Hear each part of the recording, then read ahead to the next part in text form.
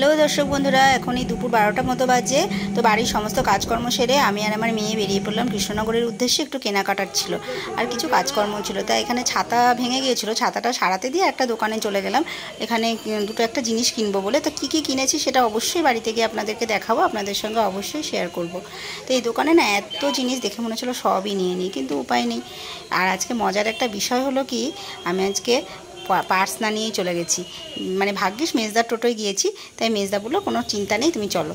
তো আর এখানে আমুল ছিল সামনেই, তো আমুলে ঢুকলো মেয়ে, বললো মা একটু কিছু কিনবো। তো বললাম কেন। আর এখানে সব বাচ্চাদেরই বেশিরভাগ মানে লোভনীয় জিনিস, সব বাচ্চাদেরই খুব ভালোবাসে ওরা, সবই খাওয়ার জিনিস, মানে আইসক্রিম থেকে শুরু করে বিস্কিট সব কিছুই আছে। আর এদিকে চলে আসলাম গোপালের জন্য কিছু কেনাকাটা করতে।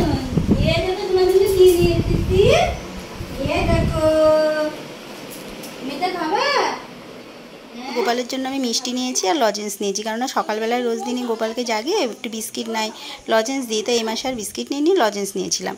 আর আমার মেয়ে এই যে আমুল থেকে এইগুলো কিনেছে, মার্শম্যালো, আর এদিকে কিনেছে চিজ আর বাটার কিনেছে। ও খায় টুকটাক, এগুলো ভালোবাসে ও খেতে। আর আমি ওই যে বললাম দরকারি জিনিস, এই যে ছাঁকনি আর একটা ব্রাশ কিনেছিলাম। আর এদিকে বিকেল হয়ে গেল, দুপুরবেলা খাওয়া দাওয়া করে তো রেস্ট নিয়েছি। বিকেলে এখন তো বৃষ্টি হচ্ছে, গাছে জল দেওয়ার কোনো প্রয়োজন নেই, তো একটু দেখতে বেরিয়েছিলাম। কুমড়ো ডাঁটা হয়েছে আমাদের বাড়িতে, খাওয়ার মতো হয়েছে। আর এইটা একটা খুব আকর্ষণীয় আজকে একটা জিনিস, সেটা বাংলাদেশ থেকে নিয়ে এসছে আমার একটা স্টুডেন্ট, ওরা বেড়াতে গেছিলো। তা আমি ওদের বলেছিলাম যে অ্যানি পিসির জন্য একটু কিছু নিয়ে আসিস, তো ওরা এটা পছন্দ করে নিয়ে এসছে। আর আমার মেয়েরও এটা খুবই পছন্দ হয়েছে।